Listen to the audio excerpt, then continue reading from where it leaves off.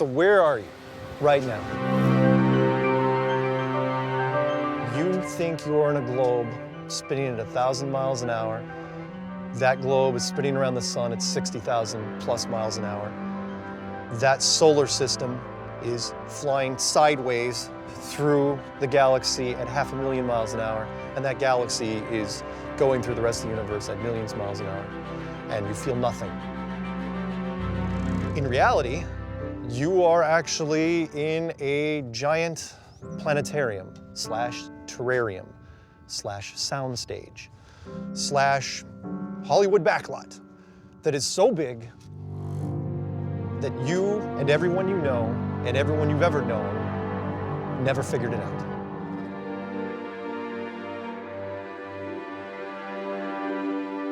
At 17,000 miles an hour, the second stage leaves the abandoned first stage far behind as it soars 5,000 miles downrange. The curvature of the Earth is plainly visible. I have a beautiful view of the S4B and the Earth here all in one. I'll try to get a picture for you.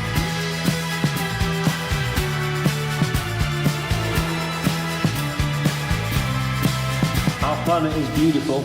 It's not really a planet. It's a great big plane. A strange message. The words Google Flat Earth were carved into Mount Rubidoux. How would you feel if there's absolutely zero real pictures from space? Flat Earth theory is actually getting pretty popular. My children will have to pay for the lies that NASA gives.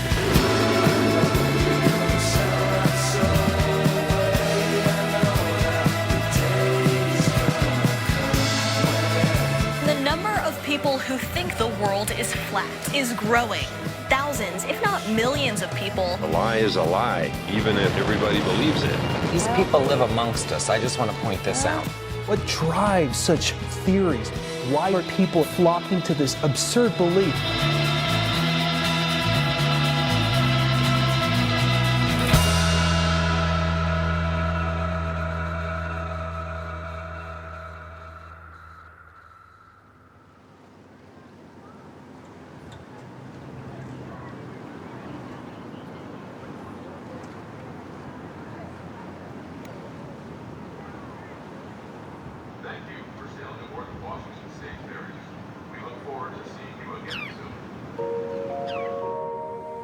Everybody's been fed, except now we've got, where's the silly chicken? Right there. Oh, having one of Mark's favorites. We're having iced applesauce with our... It's not. I mean, it was one of my favorites when I was young. Well, you like it now, too. All right, so what are we having? We're having chicken noodle soup, iced applesauce, and some rolls. Homemade rolls? Homemade rolls and homemade jam. He's spoiled. I don't deserve you. Okay, here we go. So Mark called and said that he was a member of the Flat Earth Society. Yeah. And I said, oh, Mark, what are you on to now? How do you know it's a globe? Well, it's because you saw this. It's not like you've been up there in your Jetsons car. Nobody's got a spaceship. You've been looking at this for 30 years. Yeah, you can throw that away. Right? This is the domed version of the flat Earth model. The South Pole, it's like a 200-foot wall of ice, straight up, Game of Thrones style. And the sun and the moon are just lights in the sky. I love movies, always have. And so I tried to compare it to The Truman Show. You know, and The Truman Show was just a giant Hollywood stage 20 miles wide. If you built a stage that was 1,000 miles wide, how many people could you fool besides just Truman? Of course you're gonna have questions. Everybody does, because it's like, okay, how does everything work? Here's a perfect example if you want to see it real quick. So like those buildings in the distance, right out there, that's Seattle. You shouldn't be able to see it. There should be hundreds of feet of curvature between us and them. You should barely be able to see the tops of those buildings. When you're doing the curvature of the Earth, here's what the Earth looks like. And what we're saying is, and of course this is exaggerated, is that if you're here, eventually, if there's an object far enough, you won't be able to see it over here because the curvature of the Earth puts it on the other side of the hill. And you could say, oh, well, it's refraction, or it's atmospheric effects, or it's mirage. It's like, no.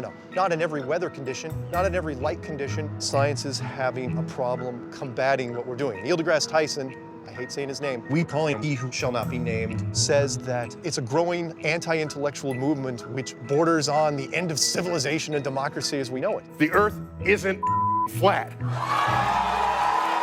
And by the way, this is called gravity. The reason why we're winning versus science, against science, is science just throws math at us. Whereas we go and say, hey, by the way, there's Seattle. You can see it right now with your camera. That's it. A picture says 1,000 words. I was well versed in just about every conspiracy you can think of. I had heard about every conspiracy. Flat Earth was the last book on the shelf. It was the DVD that somebody gave you for Christmas that you knew you were never gonna open because the title was horrible. It's like How to Make a Poop Sandwich, or Poop Sandwich Volume 3. But when you get bored enough with normal conspiracies, you're looking for something new. There was a certain novelty to it. I do think that he gets a little off on some of the conspiracies. I don't think that everything is a conspiracy. Mom's always doing the whole glass half full, and I'll go on and say, well, the glass is probably controlled by some sort of sinister group. There was a German video, the guy was talking about flight paths in the southern hemisphere, how they didn't make sense. And then I stumbled across a video by Matt Boylan, and he was a contract artist for NASA. I guess this is a photo of the Hubble telescope taking a picture of itself. Unbelievable. Unbelievable. And at a high-level NASA party out in the Hamptons, they told him the GPS system doesn't work out in Antarctica because the world is flat. And they started laughing. And they all started laughing. And my superior had quite a weird smirk on his face. He was watching me to see how I would take all this. This is what it is. What do you think your first reaction is going to be? It's BS, no way. If you don't make fun of this the first time you see it, there's probably something wrong with you. I became a flat earther because I tried to debunk flat earth. Everybody that becomes a flat earther does the same thing. They say it's a stupid idea, I'm going to debunk flat earth, and then they get sucked in like the La Brea tar pits. When it came to this, I looked at it for literally 9 months before I finally turned around. The Jerry Maguire moment that I had, I remember the date, I remember the time, it was February 10th, 2015, 3 o'clock in the morning, 3:30 in the morning to be exact. And I woke up and I said, this is now gonna flip. Once I had my arguments down, I made the series of videos, I tried to be as rational as possible, I did a lot of editing, and I made connections to dots that no one had done before. This is a Reader's Digest version containing many of the interesting parts of the flat earth theory. The first question is invariably, is this a joke? Because it's a joke, right? And that's where we start, because it's one of our two basic childhood facts. 1 + 1 = 2, and the earth is a globe. When I put the clues out, I partially thought that this whole thing was going to crash and burn, because I thought some guy with a master's in astrophysics or astronomy was going to call me up and say, you forgot to do this math, you forgot to carry the 2. And that's it, you screwed it up, you can shut down your channel now and everyone can go home. The first part of the clue is the utter lack of non-stop flights from anywhere in the southern hemisphere, or in the flat earth model, the land masses closest to the outer ring. So I spend day after day looking at the Plane Finder global map. I need to watch a few as they cross either the South Pacific or Indian Oceans. For the first 30-45 days, I was just holding my breath. I wait for an ocean plane. And I wait, and I wait, and I wait some more. Hours pass, days pass, and no red planes to entertain me. And before I even got the first 5 clues out, people started responding to me. Someone said, I want to talk to you about this. In fact, it was a debunker site, a small-time debunker.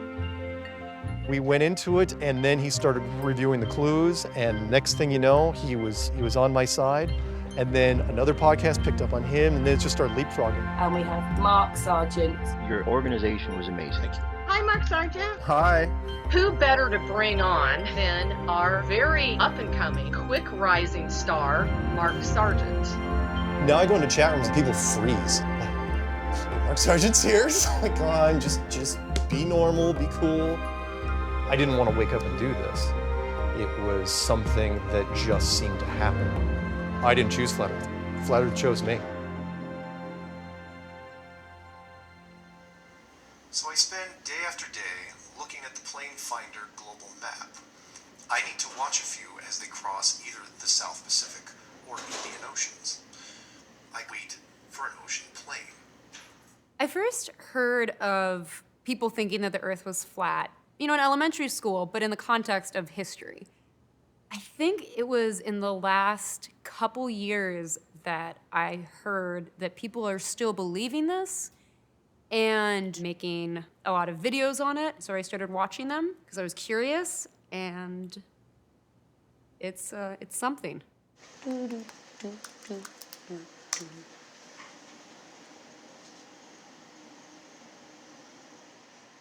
Yeah, what's this guy doing? Seems to be going south. Where are you going, buddy? Where are you going, friend? Yeah, where's that coming from, if not the southern hemisphere? This is a very easy test to perform. I'm not sure when I first heard about flat earthers. It was probably about 5 years or so ago. Probably on the internet, I'm sure. I saw an article maybe 6 months ago.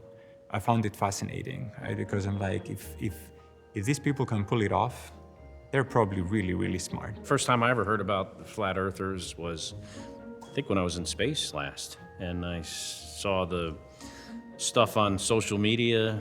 I can't believe I'm talking about this. How do flat earth conspiracies theories make you feel, Leo?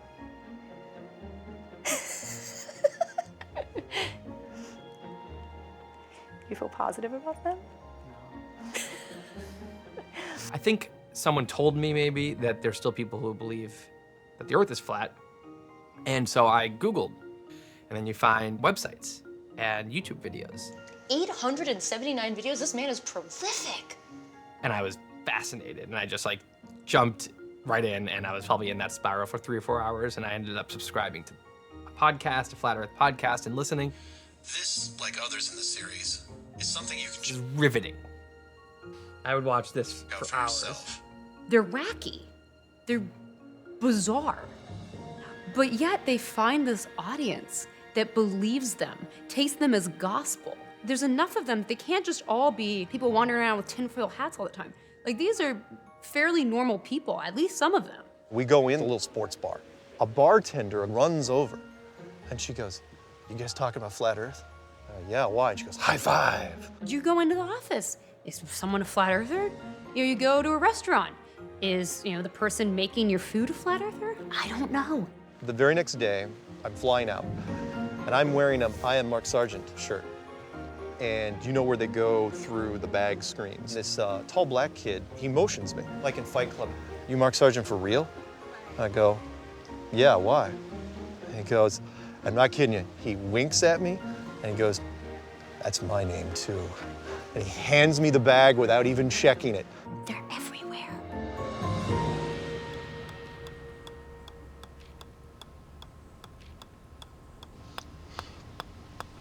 Alabama, Alaska, Arizona, Arkansas, California, Colorado, Connecticut, Delaware, Florida, Georgia, Hawaii, Iowa, Illinois, Indiana, Iowa, Kansas, Kentucky, Louisiana, Maine. 5 years ago, I started doing this whole brain power program, bouncing balls off hammers, working on my penmanship, working on my memory. Titanium, vanadium, chromium, manganese, iron, cobalt, nickel, copper, zinc.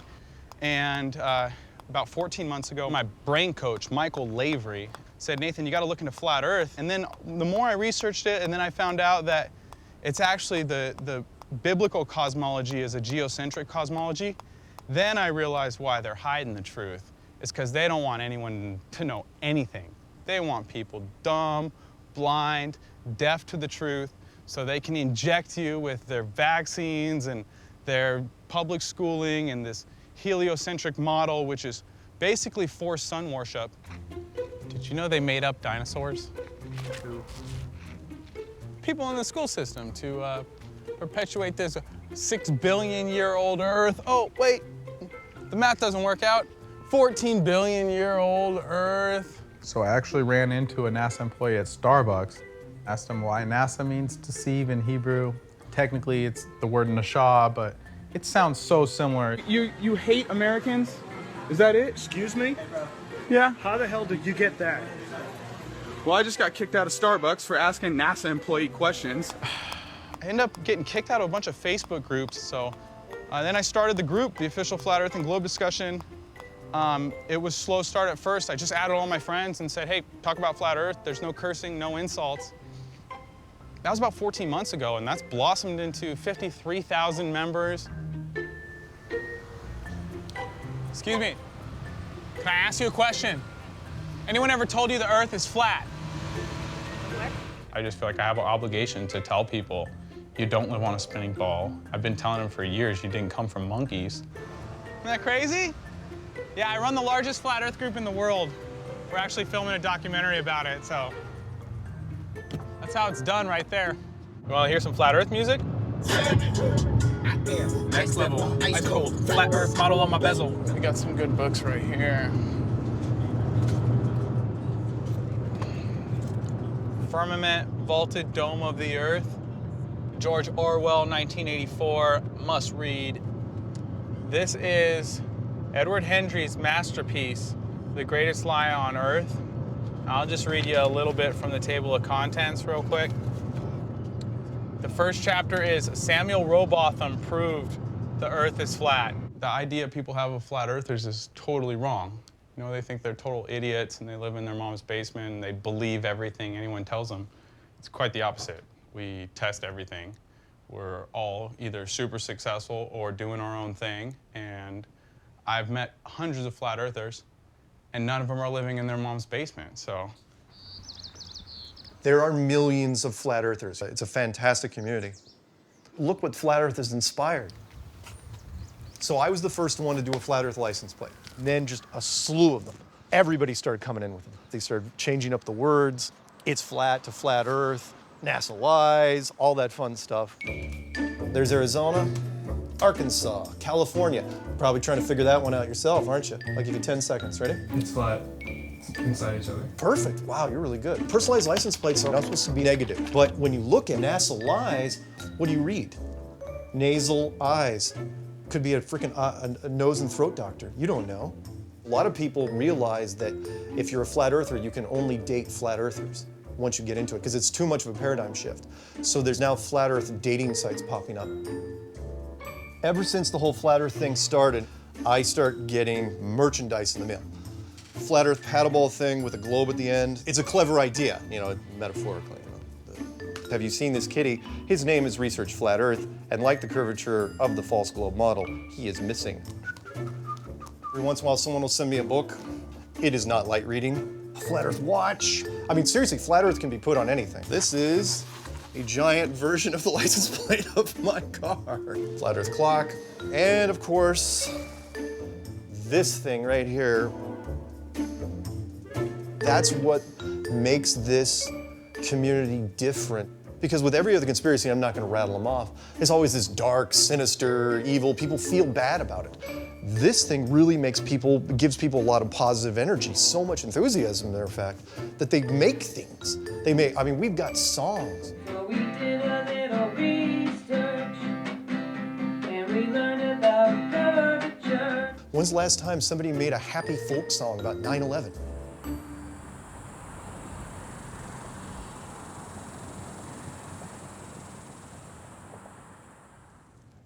Greer?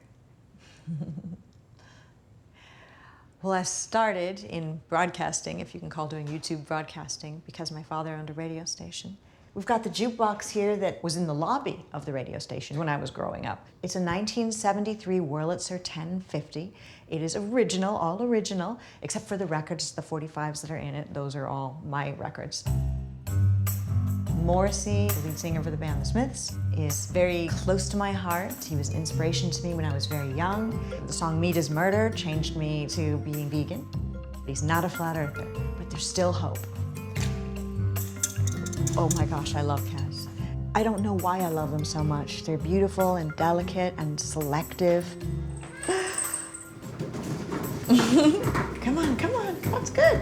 I have a bunch of conspiracy books, a little vegan section. I have some books that are written by flat earthers, actually. Le Flat Earth. It's all the varying memes about flat Earth. Zen Garcia, firmament, vaulted dome of the Earth. When I was first doing the flat Earth stuff, Patricia comes on a podcast. She wasn't making flat Earth videos. She wanted to interview flat Earthers. She was like the flat Earth reporter.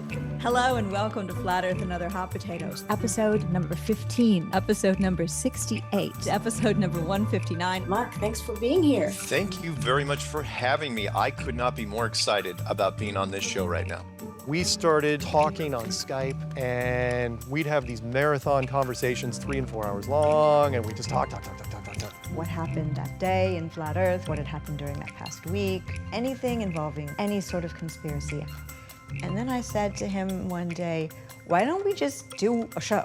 And I jokingly called them The Secret Show. Where are you? She's late for everything. She's always late. 5 minutes. 5 of your... Oh, there he is. Hello. Hey. All right, you ready to go? Hey, you guys keep looking. Don't save the best stuff for save the best stuff for the show. That's what I meant to say. I know. Hello and welcome to Flat Earth and Other Hot Potatoes. This is episode number 174. This is The Secret Show. I'm Patricia Steer, and with me is Mark Sargent. Hello, Mark. Hello, how are you? I'm very good, thank you. Did you get a chance to see the satellite that went down in Brazil? Yes, I did see that. Fascinating. And it came down on a balloon. And you say, how do satellites get up there? Balloons. And they laugh at you. It's like, okay, well, here's one. Me to you. Let's just talk. Just you and me, shall we? Let's bring it down. Bring the lights down low. Yeah. When we started doing The Secret Show, and even before that, we had a lot of chemistry. Within, I think, 2 or 3 weeks, she said, hey, thinking about coming down to Houston, visiting? Since I was thinking about anyway moving to Seattle, which had nothing to do with him really, might as well go, check it out, and meet up with Mark to see if there's anything there. A go-see, as you might say. She came up and we spent a weekend talking and comparing notes and just kind of getting to know each other. It was really great. I want to go again. You start with the mail, and I'll go in live chat and see if anybody's actually listening to this show except us. Something I think could have developed from that, to the point where we were kind of toying with the idea. She was thinking of buying in Seattle. I mean, she was seriously gearing up for this thing. It ended up that I didn't end up moving there. Things happened in my life with another romantic relationship. And then she moved to London for a year. A few red flags I chose to ignore. Now in retrospect, I see that I should have not ignored them. Something goes wrong and she turns around and hauls all her stuff, moves all her stuff back at an enormous expense. And her cats. You know how much it costs to transfer cats to another country? A lot. I know you love cats, but get different cats. Bro Sanchez says, y'all make a good couple, quit playing. LOL. No. Look, there's a reason why we've done these shows many times we have. Exactly. We are a couple of friends. We do have love for each other. I mean, I can't really speak for him, but I do have love for him. I've told him this. It's a love I don't really quite understand. It's not like platonic love, and it's not like romantic love. We're both in a cause together, and that is a kind of love. Of course, the big news for today is the Flat Earth International Conference. The community has grown to such a size that not only are we having meetups on pretty much every given weekend in any major city, but now we're doing an international conference, which is in Raleigh, North Carolina in the fall. So I'm going to be doing the keynote speech on the first day. 90% of the Flat Earth community are in the closet. But now we're almost to that tipping point because now there's celebrity references and there's mainstream media references. The sky is the limit. Probably literally. Ah, I see what you did there. When Mark said that they were going to have this conference, and I thought, oh, right. And I said, how many are you expecting? Thinking that, 300. Well, shoot. They've already got, 1,000? There's so many people that are excited. I mean, heck, the VIP thing sold out last night during my show. I cannot believe how this thing has expanded. If there isn't something to be said for it, then why is it expanding the way it is? Right. Kyrie Irving, who plays for the Cavaliers, he recently said that he believes the world is flat. Is that a subject that you covered with him? Are you aware of that? I wouldn't even know how to broach that topic. Hey, AJ, do you want to talk about how you think the Earth is flat? I do not think the world is flat. I'm just saying there's some stuff about it. How do people actually believe the Earth is flat? I'm stumped, Callie. I don't know how people believe that. Round Earth or flat Earth? Yeah. Round Earth. Oh, okay. You just drew a divide between us. What is happening? Actually, no. Shaq goes the other way. Not debatable. It's flat. Kyrie, flat. Draymond, flat. What is going on in the world? I often like to say that if you gave me 5 or 10 minutes with you, I can probably tease out some belief you have that your friends would think that that's a little bit strange. We tend to form the beliefs based on a couple things. One is our intuitions, just what feels right. Another is our subjective experience. For most of us who look out on the horizon, indeed, it looks flat. That seems like a reasonable thing. And so you ask, okay, well, why are we saying that the Earth's round? If you don't have someone who's going to give you a satisfying answer, you might well then try to find alternatives. It's what you can observe. You don't need complicated math formulas to figure out where you live. But the powers that should not be have told us so. And trust us, believe us. And we have. I did. We all did. Something that you see a lot in science is imposter syndrome, which is a phenomenon where the more you know about a topic, the more you feel like you aren't actually an expert. You feel like you can't possibly be an authority on this. On the flip side, there's something called the Dunning-Kruger effect. The Dunning-Kruger effect is a psychological finding that people who don't have knowledge or expertise about something tend to have a false confidence that they are, in fact, very knowledgeable about something. It becomes this tendency to assume that you have all the facts, that what you know is everything that there is to know. If you get online, you'll see pages and pages of so-called evidence that seems scientific, right? Here's an equation, here's a diagram, and you go, maybe they're onto something there. Then I feel like that's just as good as an opinion of a physicist or a consensus of 20 physicists. We've all been brainwashed by scientism, by those priests of a new religion. Science is just the search for truth, right? Science is a way of thinking, starting at I don't know, then chipping away at the I don't know through evidence with no motive on where it takes you. And you come up with a new idea, and the first thing that's gonna happen is 10 people are gonna try to figure out why it's wrong. Okay, it's called institutional disconfirmation. So when you have conviction, it's really well earned. So to have a vendetta against that is a little odd. Science should have wiped us out literally in the first month. And it's the exact opposite. We're not just winning, we're crushing them because they don't know how to address it. Because they're not convinced they can knock it out, they don't want to get into the ring. We've got questions out there which they can't answer. How much time do you have to spend on every theory that is out there, right? And many times, the things that we are debating are not even theories, either because they're not falsifiable, or sometimes they've already been falsified. Absolutely ludicrous what they're teaching. You can't feel any of the movement, and they think we go faster than a bullet through space. I'd say take physics. I mean, that's just fundamental. I mean, if you're driving in a car and I throw a ball up in the air, where's the ball gonna come down? It's gonna come down in my hand. Okay, it's not gonna fly through the back windshield of my car. So are there any scientists that are in flat Earth? No, and they can't be. Once you get to a certain level of education, the education system more or less owns you. You're not allowed to do certain things. I mean, think of a teacher. Teachers have to get master's degrees. Yeah. So think of a normal educator if they came out and said that, no matter where they were. Have you had any educators come out? No. No.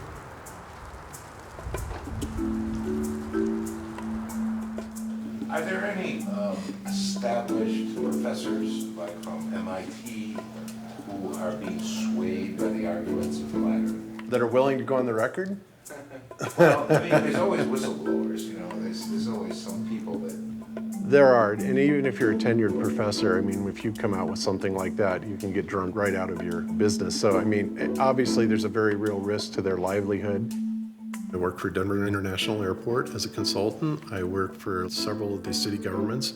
I'm a forensic consultant for the Denver Police Department. I do the town of Lyman's entire IT. There are physics students out there, there's astrophysics students, and they're all arriving at these same conclusions. How is it that they could possibly all be wrong?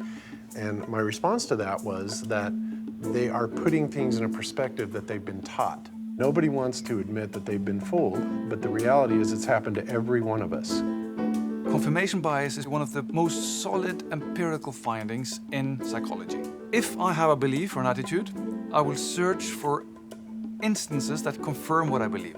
And also, I'll find myself in a company with a lot of other people who think the same way as I do. Of course, we always listen to Bob because he always just has a really good collection of information. People think that, defining gravity by taking a microphone and dropping it on the ground and saying, there's gravity.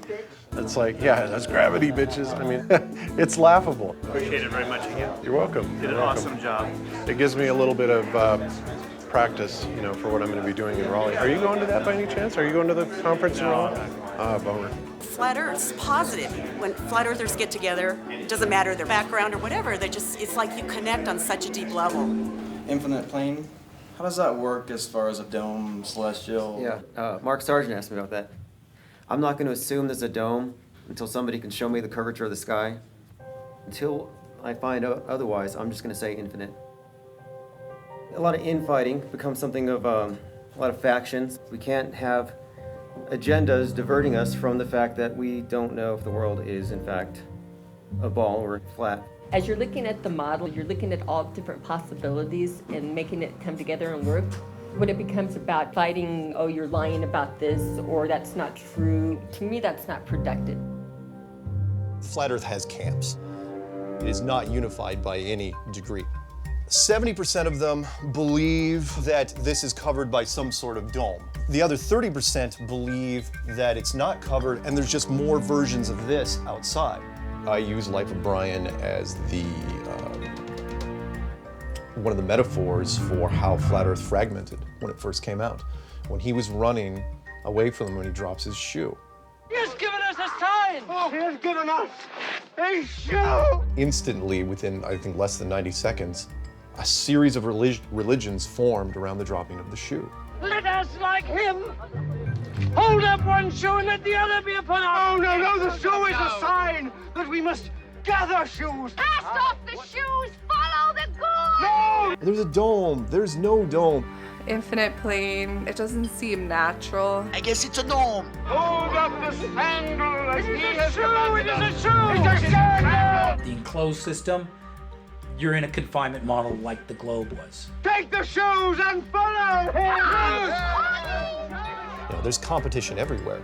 And because of that competition, you mix that with a little bit of conspiracy, a little bit of paranoia, people go off the freaking deep end. Matt is one of the, if not the oldest veterans of the Flat Earth community. And so when he throws a temper tantrum, everybody hears it. This is what they're doing. There's a mutiny going on. The fact that you're here is like raising a red flag. Who am I? My name is Matt Howard.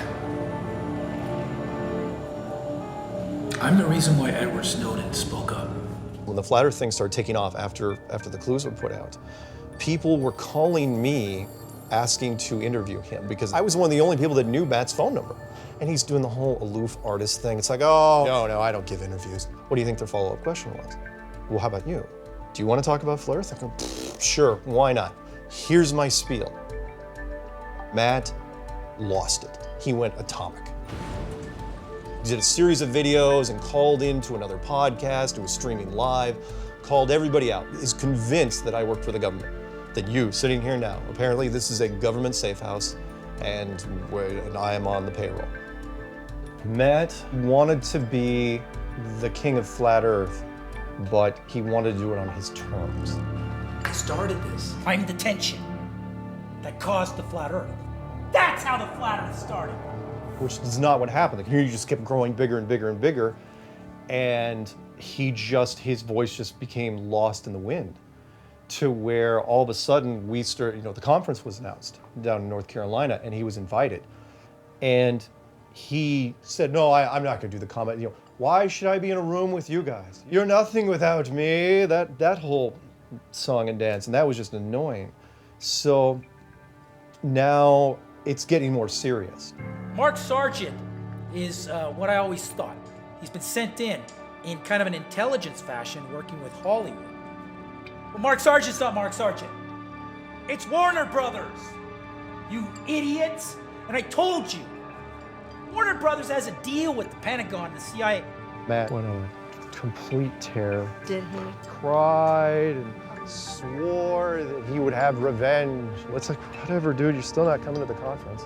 He's just thrashing. He's trying to tear everybody down if he can. In the grand scheme of things, it's not a big deal, but it causes ripples with the ground troops. We're trying to look for stability to get to the point where it's accepted.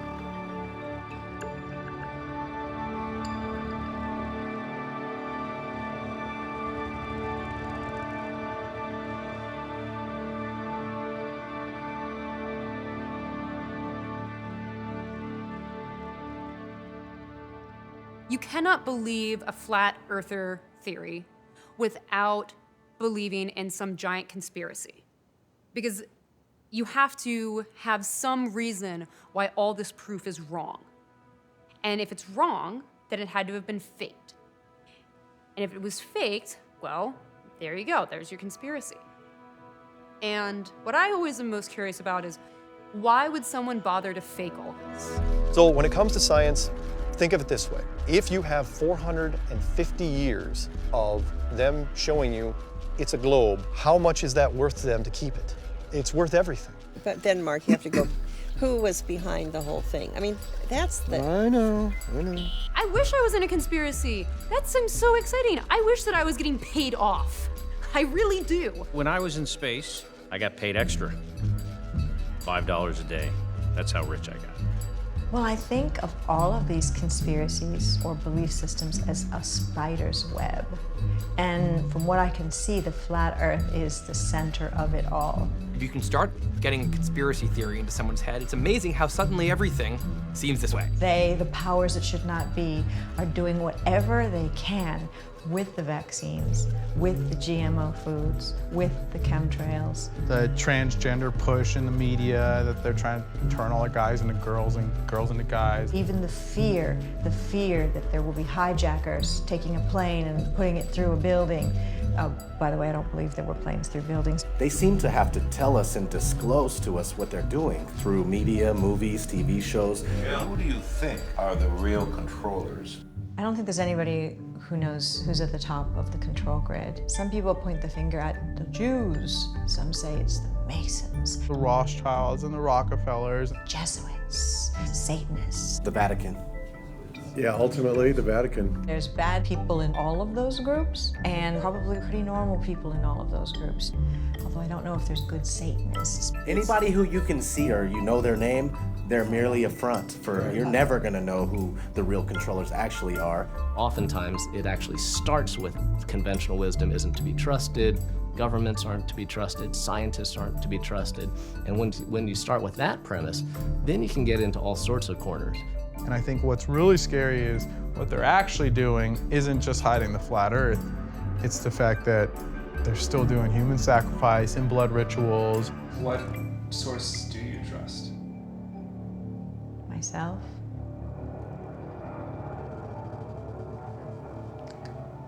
That's it.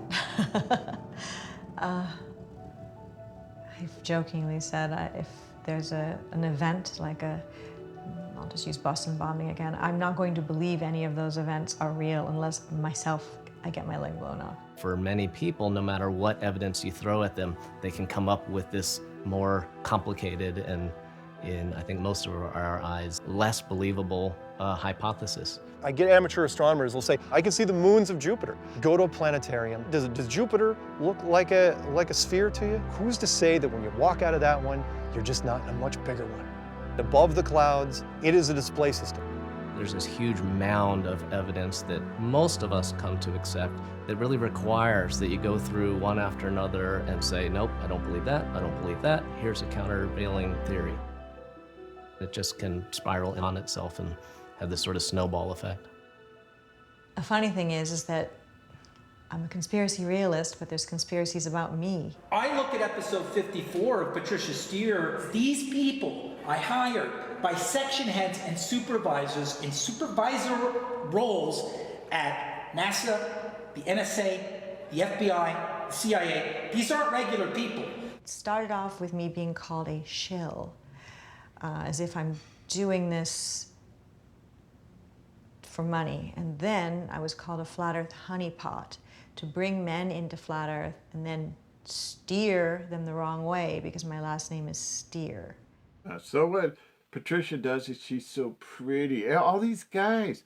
But that's a part of the lure of narcissistic, psychopathic women. I never thought that the name Patricia, which is my first name, would be spun into the fact that the last 3 letters are CIA in the word Patricia, which means I'm in the CIA, because the government would be that dumb. But okay, if people want to believe it.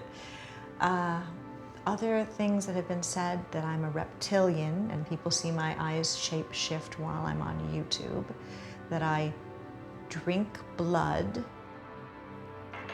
The most recent one is that I'm transgender. I mean, I even threw up a question one day, what's up with Patricia Steer, you know? Because I don't know, but I don't know. Now, the thing about all of these things is I can't prove any of it wrong. I could and have shown people my birth certificate, my driver's license, photos of myself as a child, and they'll say, well, if you're CIA, all of that stuff can be constructed. People will still say you don't have a real family, that you don't have a brother and sister. There's nothing that I can do. So, anybody can believe whatever they want to believe about me, but I wonder if in their hearts, people who do that know they're lying, or are they so conspiratorial that they actually believe it? Then it makes me worry about maybe things I believe in. Am I like another version of them? But I know I'm not.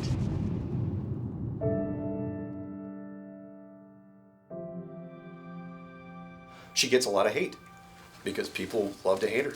She's become the villainess. I gotta ask you, what's up with all the animosity? All it is competition. That's all it is. You watched some Matt stuff. Yeah. Matt was the same. Okay. He actually called the conference Shillfest 2017. Mark, you'll be right here. Cool. Can you say something? Testing 1, 2, 3. It's just weird how, like, all of a sudden, this whole movement of people believing in the flat Earth, just if you look on Google Trends, it's like spike. We actually broke 1 million videos, physically 1 million videos, which is a lot, which means you're never going to get through them in your lifetime. Yeah. But if you type flat Earth into YouTube at the beginning of 2015, you came up with 50,000 hits, roughly, right? Search results. Okay. If you type it in this morning, I think it was at 19.3 or 19.4. I hadn't checked it since I got here. 19.4 million. It feels like it's part of something bigger.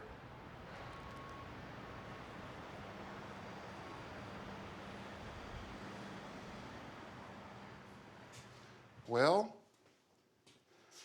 here it is, my 4 years of my life. I call it my flat earth rider. It's all electric. I love to work with wood, so decided to cover it in exotic hardwood. I'll get behind here, you can see me on the camera. The famous ride. Oh wow, it goes.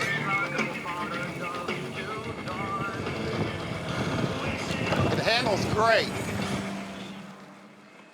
I really wanted to bring my bike to the conference. It's a good way to break some conversation. People that are aren't even flat earthers, they go, wow, that's a cool looking bike you got there. And then I go, wow, this is my flat earth rider, you know, and then kind of flat smack them and go from there. I wanted to do something to contribute to it all, to help spread the word. And I didn't have experience at making videos. And I thought, well, I have special skills and abilities to maybe make some kind of physical model of the thing. Because when you see it in 3D, it's a little easier to get the concept. If somebody would have said to me 3 years ago that I'd be known as the first person in the world to make these flat earth models, I would have laughed and said, you're completely insane. But here we are, and it happened, and I don't know how it happened. The very first one I made for Mark Sargent had the Kig Dome on it. Over here is some examples of the newest ones. This one right here is number 33. 2 years in making FE models, September 11th, 2017. is the little buttons I put on here to control the brightness. I'm a perfectionist, and as much as I'm selling these for, to me, they got to be perfect. For the bigger domes, it won't fit in my oven, so I had to make this little box right here. Hopefully I got that hooked up right. It's getting hot.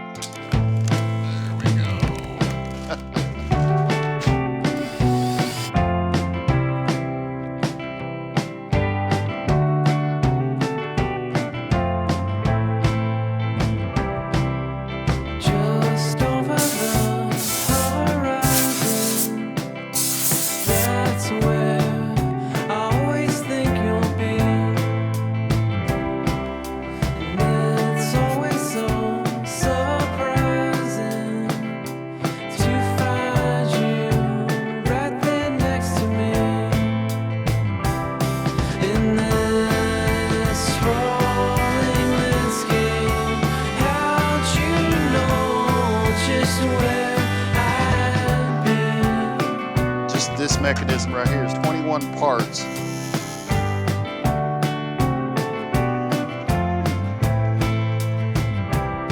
We are turning. It's good. And it's working. That's how you do it.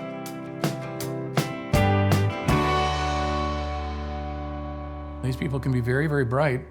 So the issue is not necessarily a lack of intelligence. It's not about being educated or uneducated or smart or dumb. It really isn't.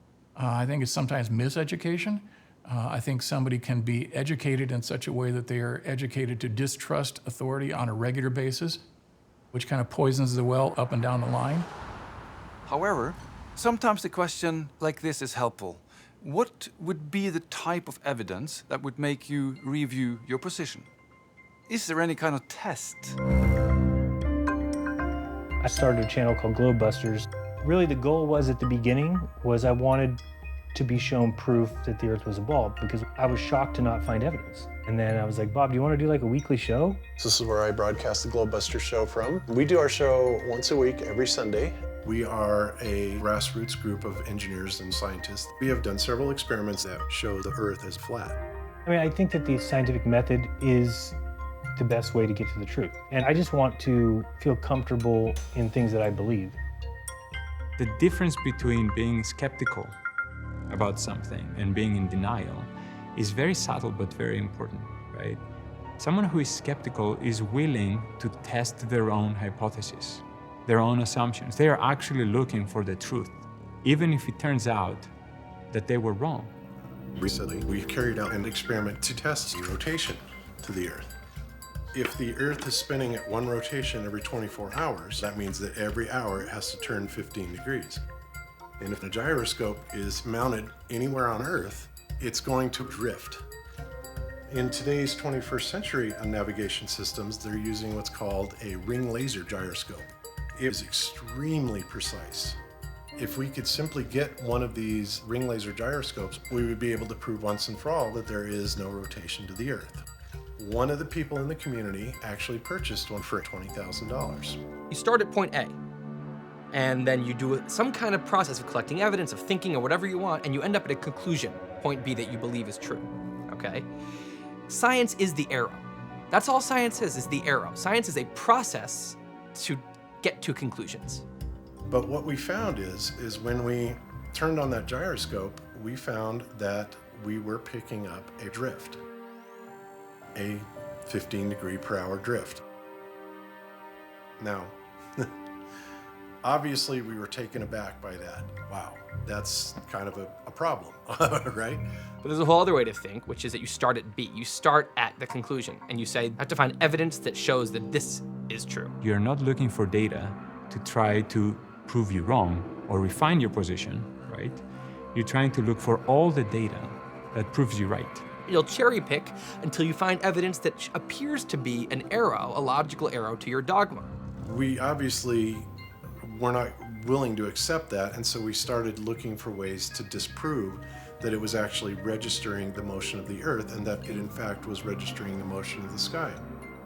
So the next thing that we set out to do was to encase the fiber optic gyro in what's called a zero Gauss chamber to see if we could actually shield the energies being generated by the heaven.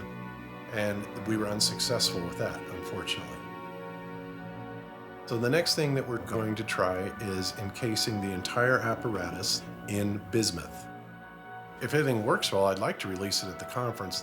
If there's not anything that you can say, anything you can show me that could make me believe, oh, I guess I'm wrong, it's not falsifiable anymore. It doesn't make any sense for a scientist to argue with that kind of thinking. There's no point. We have been able to prove other aspects of it, and so it's not unreasonable then for us to continue claiming that the Earth is flat.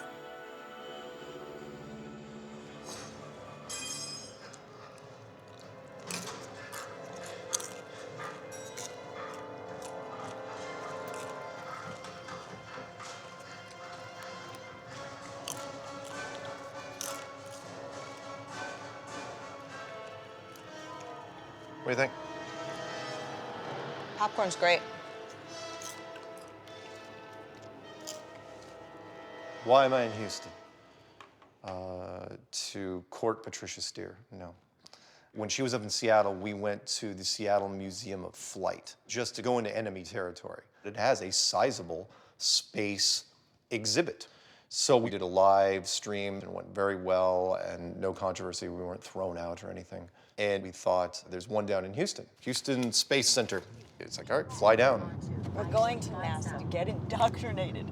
Yeah. I'm scared. Hold me. Prepare to keep left. So why didn't you go with the male voice? So I don't want men telling me what to do. Your destination is too far away. Your destination is not worth going to. You can't get there from here. Please make alternative choice. Do you even know how to drive this vehicle? We're so close to the enemy, I can smell their breath. Hello. I love the music in the background. Okay. God bless America. We're ready to go live once I hit the go live button. It might take a while because we may have a bad connection. We're live. Hello, we're here. It's Patricia Steere and Mark Sargent, and Hello. we are in Houston, Texas, at the Houston Space Center. This museum that we are in will probably be a mix of real and fake. What do you think? Well, it's gonna be mostly fake. You've got Angry Birds in space endorsing this. NASA's now taking co-sponsors. It doesn't even really look like the moon. No, it doesn't. This is what NASA is reduced to. Their costume astronaut suit with a broken watch strap. Okay, I think we're winning, people. Wow. Mark's going into space. At least this is free. There's the curvature of the Earth. I've been brainwashed. And I keep hitting this button for splashdown sequence and nothing happens. Capsule into the ocean. Start. Yeah. So this isn't working. It's not even working. So there's a broken watch on one of the astronauts. There's this broken. Yeah, this is broken. The Orion simulator is broken. It costs about $30 to get in per person, give or take. Everything is run down. Everything's worn. Everything is kind of broken. Chris Pontius could teach this place how to make things. Highlight of the whole thing. Look, Ma, I'm an astronaut. You guys look. I can understand why this part is It looks like free. it's a barn. Empty. There's one car in the lot. You know what? That's not the door to enter. Come on. I'm gonna try it. Of course. It's gonna try it. There's no way. It opened. This is it. This is the entry. This is Folks. the entry. Whoa. Okay, this is impressive because of magnitude of size. Wait, we're the only ones here. Does everyone see how big this is? We're the only ones here. I'm going to say something that's never been uttered in any NASA facility ever. Oh, I can't wait.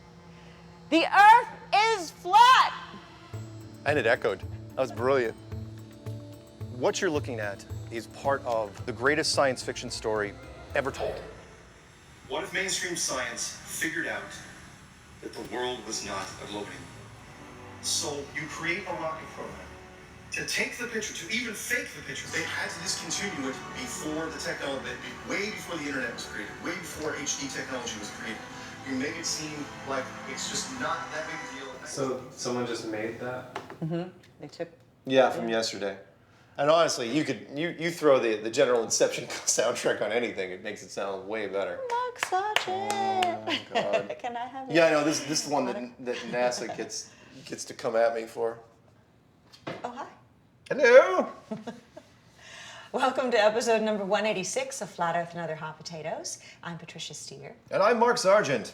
Laura Lawson asks, have you ever been out somewhere and someone recognized you by your voice, Mark or Patricia? For me, the answer is absolutely not. Me, on the other hand, yes. Really? Oh, my God. I don't think that we're celebrities. I think that people who are looking into Flat Earth want to get away from that culture.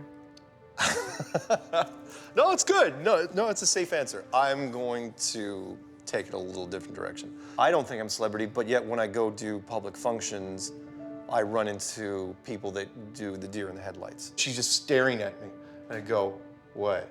She goes, you're Mark Sargent. I go, yeah. She goes, I didn't know. I was like, oh, seriously? And she was, yeah, and she had that whole thing. That must be a very pleasing feeling because you've affected her life.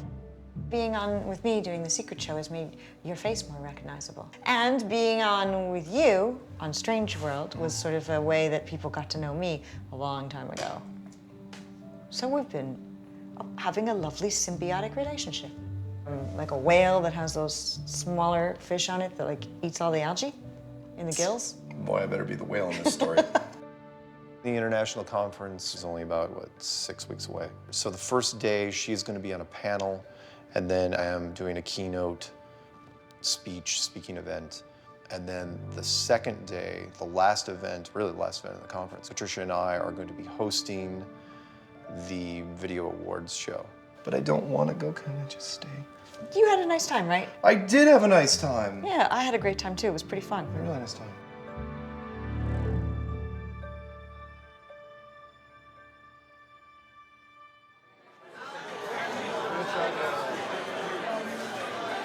At a conference in Raleigh, we want to have proof there's no curvature.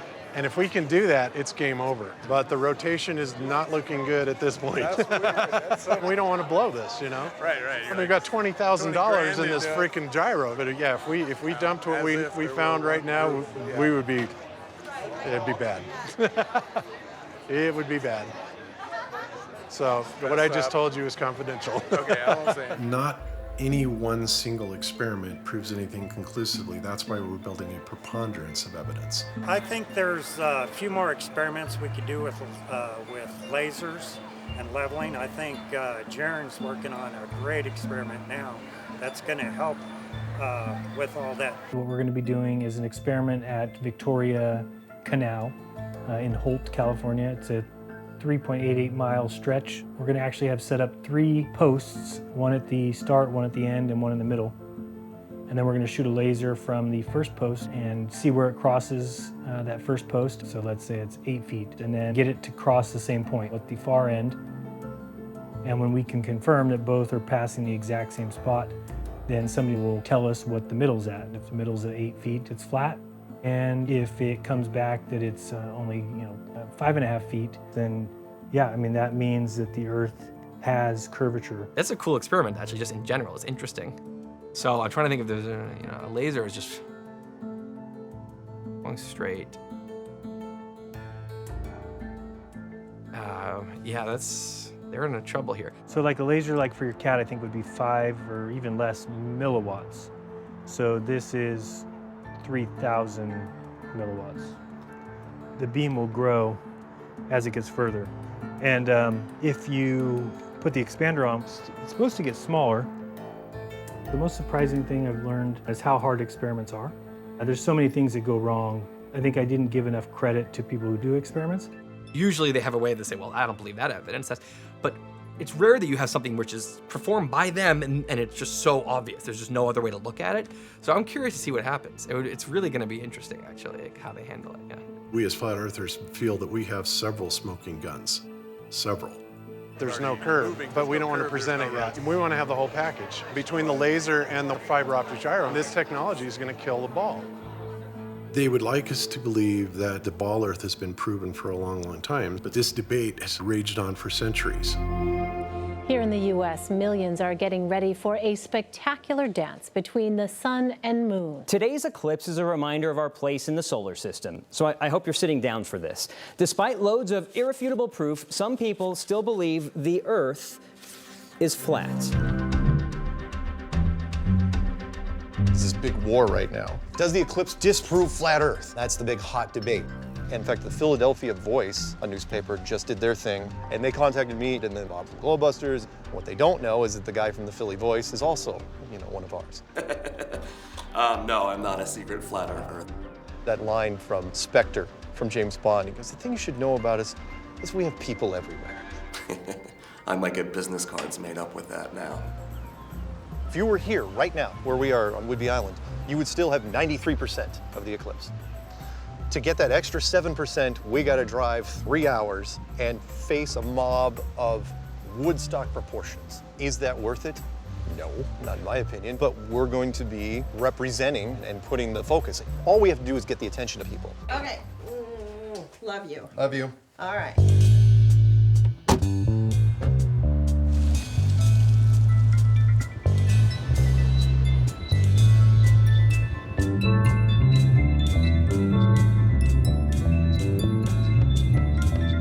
Additional delays are expected due to eclipse-related traffic.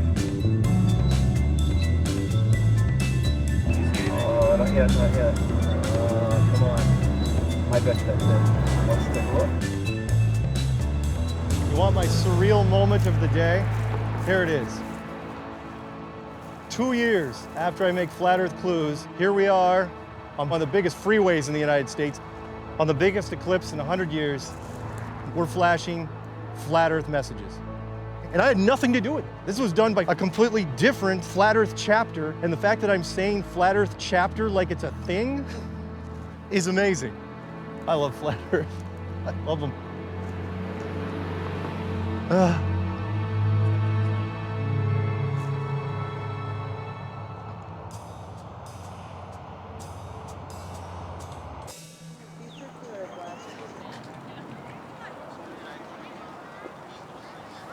Found out perfect thing for you to film. Ladies and gentlemen, boys and girls, gather round. I'm here to tell you a tale of the globe. Oh, it's not a happy story, my friends. This isn't even the biggest one I've seen. The biggest one I've ever seen is down in Raleigh at the National Convention. Go figure, we didn't even pick the city for that. They start launching nukes straight up in 1958. After the third shot, they formed NASA. The media has helped us because they've said, what do flat earthers think about the eclipse? It's great because people want to know. They're curious. Like, what do they think? It's just another part of the firmament, the dome, the display system. What are your takes then about the moons of Jupiter? Same thing. I caught his smile when I was talking about the planetarium part, and he wasn't buying it. It's in his head. He may research it, may not. That's what the billboard's for. We're just trying to put the seeds in people's heads. Go to Flat Earth Clues, and any one of those videos in the description, you'll see a link that says Join the Flat Earth Army. Right now, Bob from Globebusters is launching a weather balloon as we speak. They're hoping to see the eclipse from 100,000 feet. And there it goes. Safe for direct solar viewing. My eyes. Oh yeah, we're getting close now.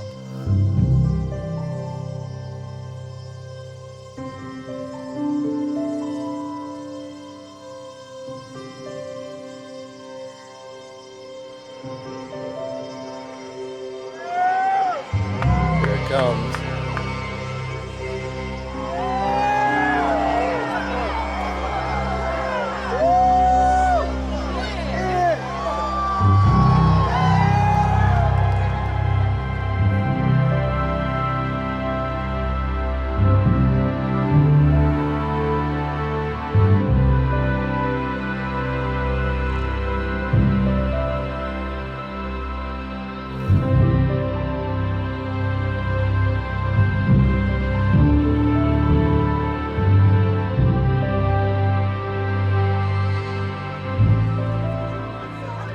Totally worth it. Worth it. Worth every second of it. So glad I'm here.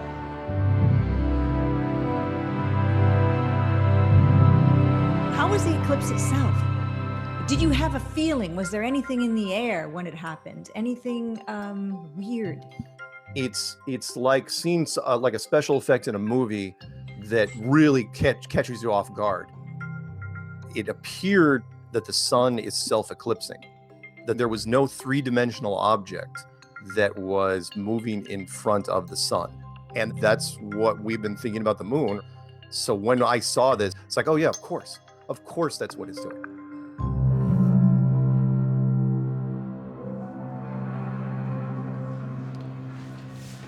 New York Times, Seattle Times.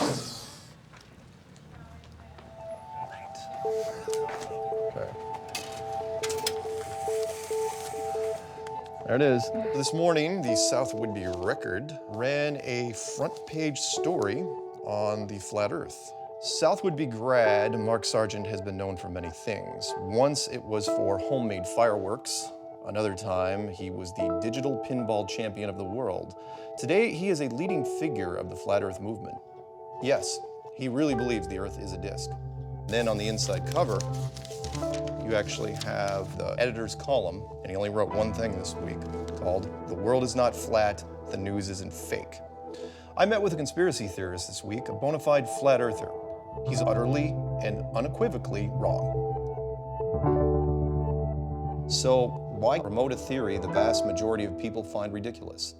I haven't told a lot of people that this is what Mark is into, because I'm thinking they're just going to think we're screwy. I don't want to put you on the spot, but like, do you agree? That the Earth is flat? Yeah. Well, I'll tell you what, I want to see that it is proven that it is not flat. So that's kind of where I'm coming from. Well... Good answer. I didn't even coach her on that one. No, and I will tell you, since we've done this for what, 3 years? Two and a half years. Not even. And my prayer has been continually that truth will be revealed. All of us have that tendency to want to connect to people around things that make us unique. One thing we know is that human beings feel very threatened when we feel that identity being taken away. Joining the club often comes as a relief because they can finally identify with other like-minded people. For the first time, they're not different and no longer alone.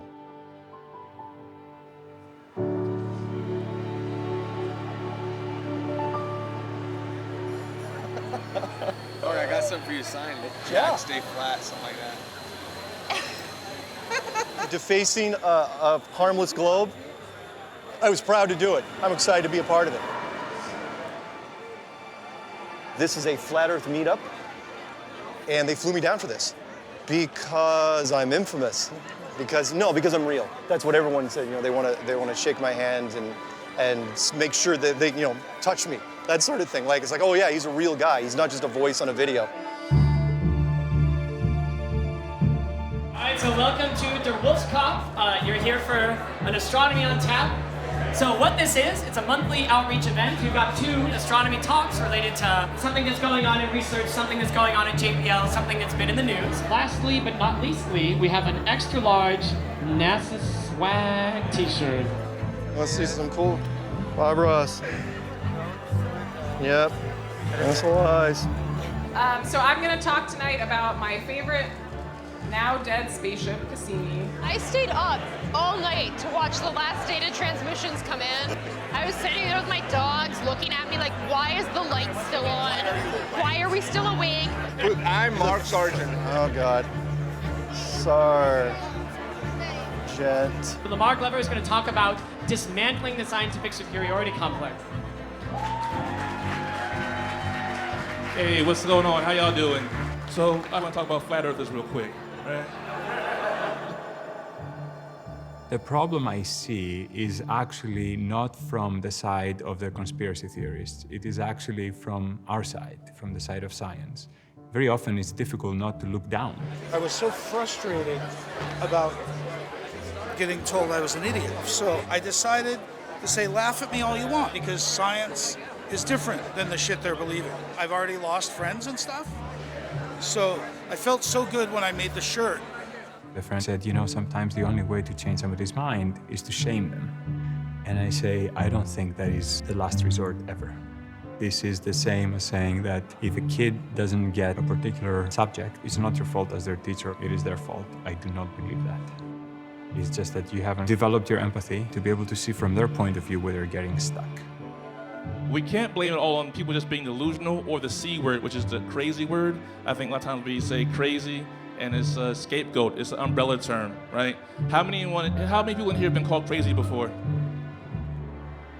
I've shared it with my mother, my daughter, 2 guys who I was dating who didn't want to date me anymore after I told them about my belief in the flat earth.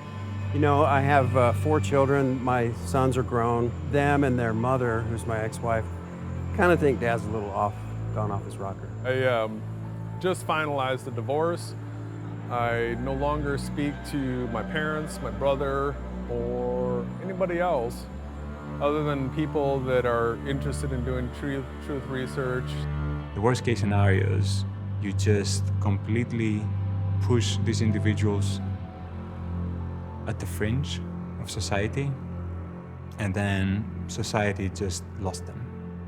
And you would say to yourself, well, why would you pursue something if you're going to have a falling out with your blood relatives? What's important is truth. People give you strange looks, that's fine. If you're not hurting them, let them think what you want. They're just asleep, going through life. They're just background noise. I do find Mark to be a hero, but you're so lovely for doing that for everyone, and it is so touching. But give me a hug. It just, you're laughing. I decided just to give it to you. No, you don't have to give me this. Yeah, give me the pin. I've got apparently a swag bag that's happening. Do you get lots of stuff? Not as much. No? Not like this. Truthers, flat earthers, anti-vaxxers.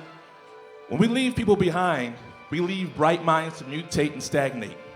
These folks are potential scientists gone completely wrong. Their natural inquisitive and rejection of norms could be beneficial to science if they were more scientifically literate. Let's take the metaphor of argument is war. One side wins and the other loses. If my opponent feels he's better than me, that's intolerable to me. So I'll not listen to what he says. Already when he's talking, I'll be planning my counterattack. Another way of thinking about it is, let's go and explore together. And this exploring together takes us to another place than argument. So every flat earther shouldn't be held with the contempt, but serve as a reminder of a scientist that could have been, someone that fell through the cracks. And we as ambassadors of science are called upon to do more, right?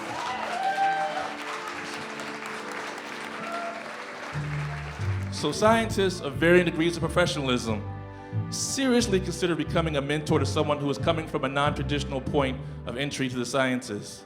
If you're not willing to engage with them, you can't expect them to change. You just hope that they will meet you even halfway, but often when you push them to the corner, it takes a lot of effort for them to even move one step towards you.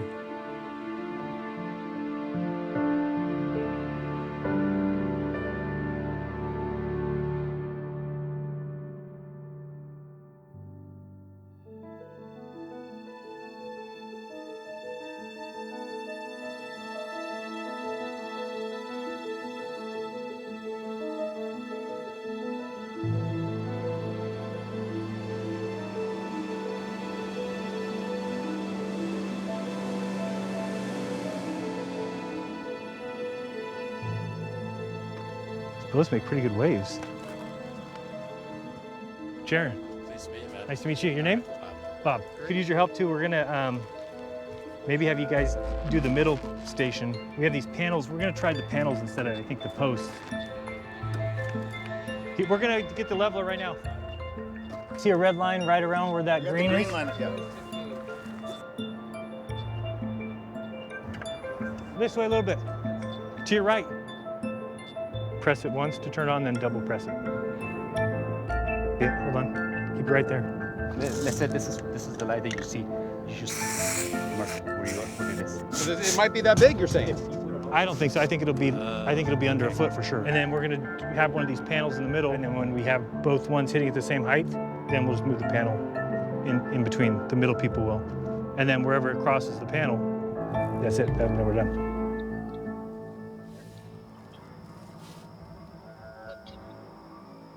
Okay, where's the... We're ready. I got a big beam, so you're going to see it. I just want to make sure you can see it. Yeah, I can see it, but it's kind of high. It's high. Yeah. There? Or go up a little bit. Up a little bit. Up a little, you said. There. There? Yeah, just keep it there. Keep it there. Yeah, right about there looks good. You got it? I think the beam's going to be too big, though. We want you to narrow The beam. the beam. Okay. It's too big for us. It's going to be way too big for them. Absolutely. Okay. Tell me if the beam gets smaller right now. That's what we need. Okay, tell me if it gets smaller. There. The beam was taking up the whole panel. I should work on the beam first. I think you should work on that beam first. Are the specs on that laser that it should get to that small of a dot at that distance? With the focuser, yeah, it should be at least less than 4 feet. Okay, I got it on a pretty tight beam, so I'm gonna try and find you right now. Okay, I see the light. Yes, I definitely see that. There it goes.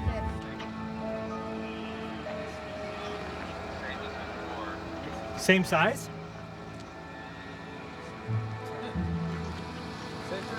Thanks, you too. They're all leaving. So. Yeah, that's okay. I don't mind. But we should leave. You too. Take 2 hours. I know. Home. I know, but I'm not gonna just... You have to figure out that laser. Yeah, I know. Bob, I'm gonna shoot it, and if you don't see it any smaller, then we're gonna have to reassess this.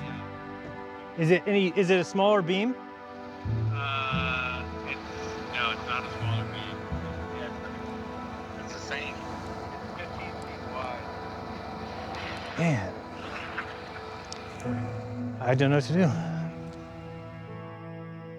Not today. You'll come back? We have to, yeah. And you just gotta figure out the way to make it work.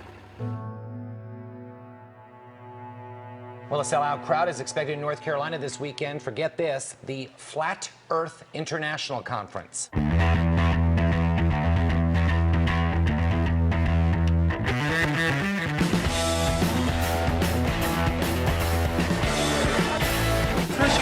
There's Patricia. I'm so excited. It's like Christmas Eve. Guess you need it. Write it like the dead Nice. it is.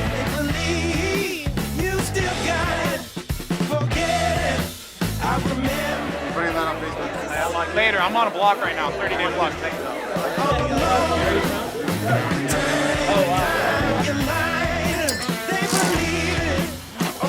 Still can't believe all this is really happening.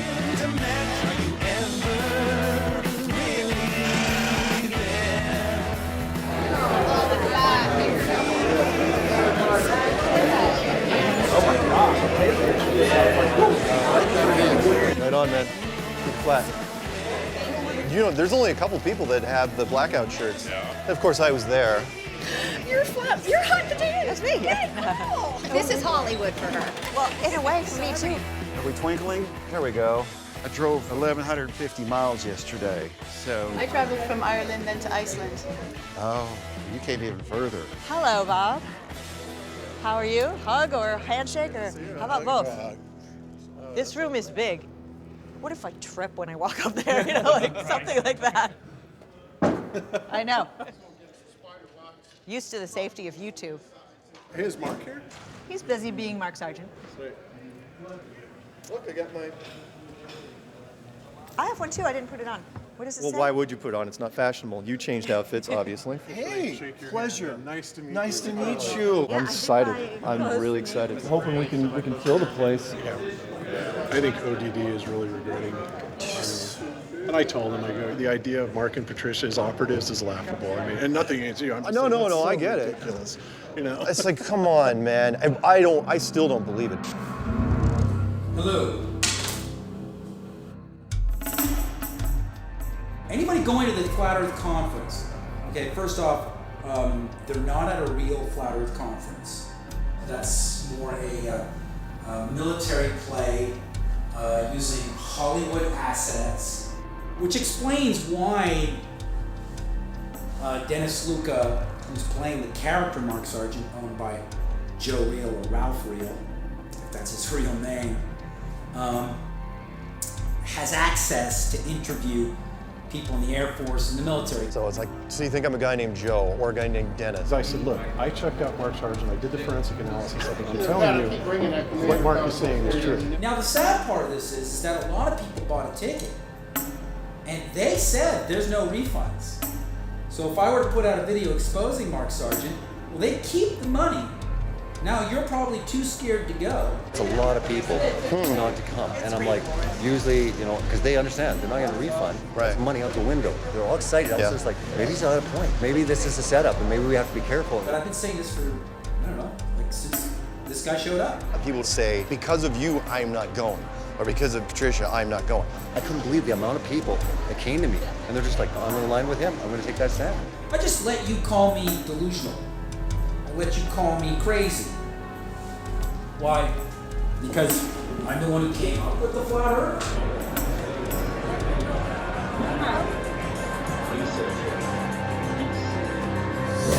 Cryptos Media proudly presents the first annual Flat Earth International Conference.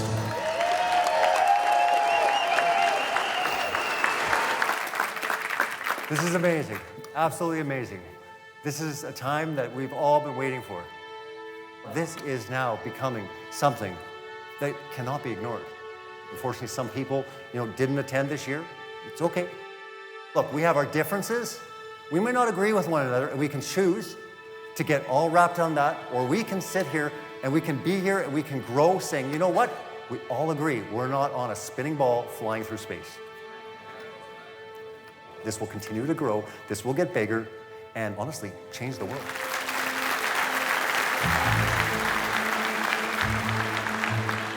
This one right here was number 2. And then this one's number 33.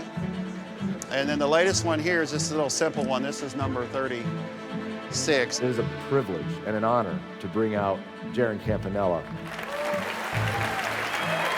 When this all started, I was looking for the truth, you guys know that, and deep down inside, I think everybody knows that it's flat. This is called the Flat Earth Rider. This is the front brake right here. We turn the brake on, it lights the crystals up. These are models of the flat Earth. And then the latest one was this map circulating around, showing other continents outside of our world. This is so life-affirming, and I think that this whole event is going to have a healing effect on the whole flat Earth community. Well, I really liked that. That was really interesting. I got like chills from it and was like, yeah. It's going to be tough to actually see. No, it's the house lights we're going to bring up. But don't bring up the light. Don't bring up the lights too far. Go time. Mark Sargent's the guy that kicked this off for me. For me, it was the second video, and I'm sure a lot of people can relate, was the infamous Flat Earth Clues. I click on that video, and the first words I hear, this is a Reader's Digest version of the Flat Earth theory and some of the more interesting topics. I hear a lot of things about Mark Sargent, but one thing I can say is that Mark Sargent is one of the hardest workers in Flat Earth.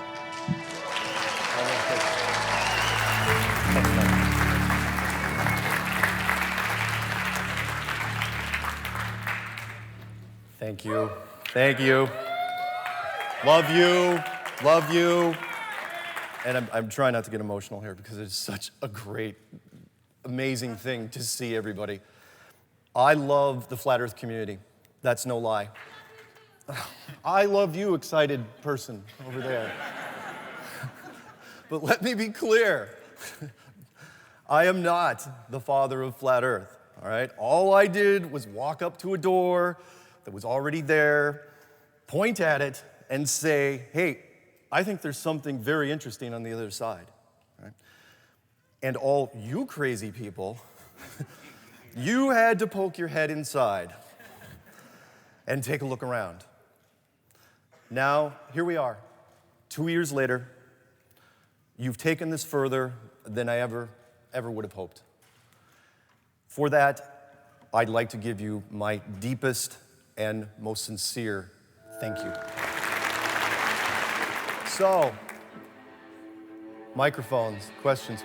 How long do you think it will take for this to be taught alongside the globe Earth? I think we're almost at the critical mass point, and the media here proves that. Within the CIA, who actually implanted you within the community? Just kidding. Who is behind propagating the globalist lie? Is it the US government? Are other governments in collusion? Yes, yes, and yes. All those things. All of the above. You, go. I was wondering, how high do you think the dome is? How old are you? 12. Good for you. Thank you, by the way, and thank you for coming. Did you come here with your parents? Did you sneak out of school? How'd you get here? I came here with my parents. Right on. Where are your parents? Right over there. Thank you, guys. And that will seg me into my letter I was going to read you guys. Mark, my grandkids are 12, 10, and 8 years old and are all third-generation flat earthers. You convinced me nearly 2 years ago. I passed it on to my kids, and together we pass it on to my grandchildren. So flat earthers, pretty innocuous, right? Yeah, people can believe what they want. It's a little bit funny, even if you don't spend too much time thinking about it. When their science teacher was telling the kids the Earth spins at 1,000 miles an hour and goes around the sun, the class erupted, with about a third of the class saying, "No, it doesn't." But the problem is that this isn't a phenomenon restricted to flat earthers. They try to make other people believe it, and then those people take it a step further and then just kind of, discount all kinds of scientific principles. Long live flat Earth.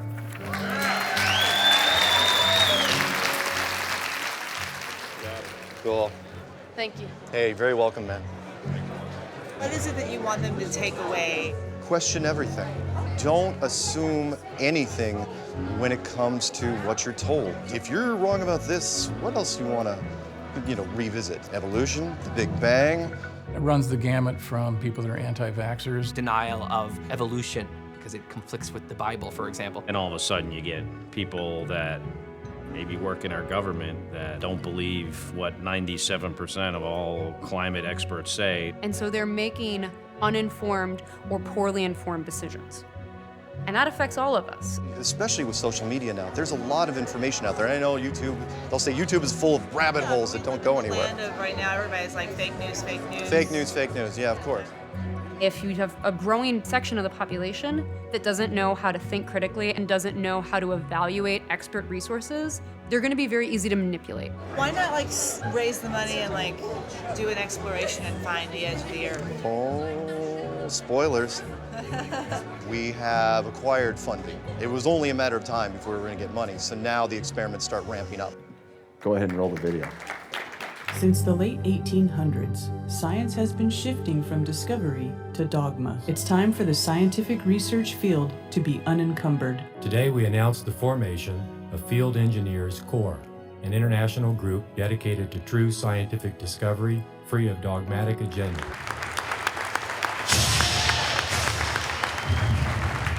This is going to be the chance to do our science and present it to the world. We will experimentally show that there's no curvature to the Earth, there is no forward motion to the Earth, as well as the energy that's coming from the stars and the sky is rotating around this plane at about 15 degrees per hour. The less plausible your dogma is, the less it meshes with reality, the larger the alternative reality you're going to have to create. All of existence suddenly is through a different lens. I want to believe this doesn't mesh with reality, so don't change my view, change reality. I do wonder what the motivation is for it. It doesn't seem to make a whole lot of sense. It's their escape. I'm in a room with people that absolutely will not judge me. So many of you have been through so much pain. My entire life, I've kind of felt separate, like nothing was quite right. We never really fit in. We find ourselves to be somewhat isolated. And we want to talk to people about this thing, but nobody wants to talk to us. In The Truman Show, a big reason why the lead character left when he discovered his entire world was fake was he had nothing to lose. Jim Carrey was inevitably going to leave that place because there was nothing for him inside. Compare that with anyone else. Let's say, we'll go to the other end, which would be the mayor of that town. Let's say the mayor of that town got in a sailboat and got out to the edge. The guy's got limos, the guy's got mistresses, he's got money, he's got a pretty cushy life.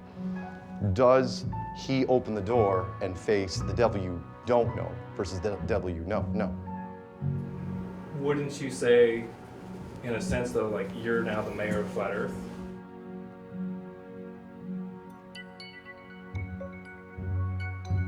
Say you lose faith in this thing. What then happens to my personal relationships? And what's the benefit of me of doing that? Will the mainstream people welcome me back? No, they couldn't care less. But have I now lost all my friends in this community? Yes. So suddenly you're doubly isolated. If I tried to go, there would be so many people. They would come and say, don't do it. And so I couldn't leave if I wanted to. It becomes a question of identity. Who am I in this world? And I can define myself through this struggle. This is somewhat of a battle, more or less between good and evil. We're actually very special, and we start to realize that there is a purpose to our life. You're a force to be reckoned with, so we need to take you seriously. Then that makes you the protagonist. And it's very enticing. Once you get into it, it feels great to be the underdog protagonist in a Disney movie. Everything you do is justified. And when people mock you, well, that's because they're evil. When people try to prove you wrong, when they do prove you wrong, you quickly say, well, there you go, there's the evil. You know, no one's Ursula in their own story. We are changing the world, we are making history. This is what you've been waiting for. You're not alone. You're not this little speck of dust flying through space at incredible velocities. You are the center of the universe, as a matter of fact. You are the star of the show.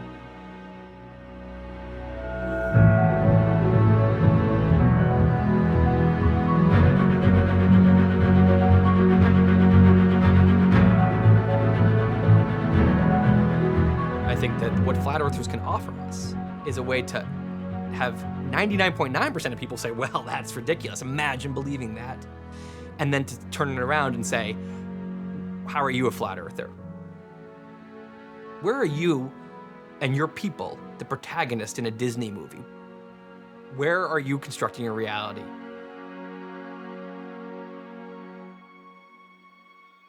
Somebody asked me, what if it turned out wrong? What if it was wrong?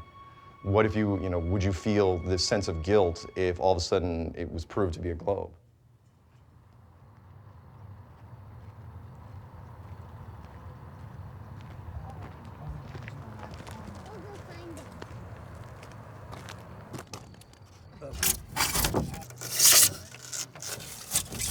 You have a backup experiment. If you're seeing through this hole, through the next hole, and seeing the light at the backboard, or at 17 feet off the water, the Earth is flat. If he's holding it up at 23 feet high and we're seeing the light, well, that's because the Earth's curved. So I should only be able to see it when it's at 17 feet. Okay, go ahead and drive down there, Enrique. You're gonna hold the light there. Enrique, how high is your light? 17 feet. I mean, you know, it's as, we don't see you, Enrique. Lift up your light way above your head.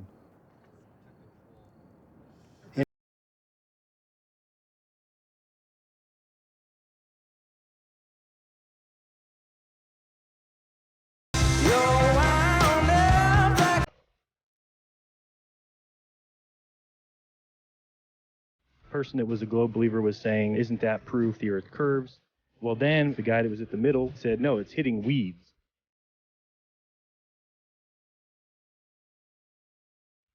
You know, it's a trial and error basis, and you're right. I absolutely love the video that you came out with, you know, talking about the Monday morning armchair quarterbacks.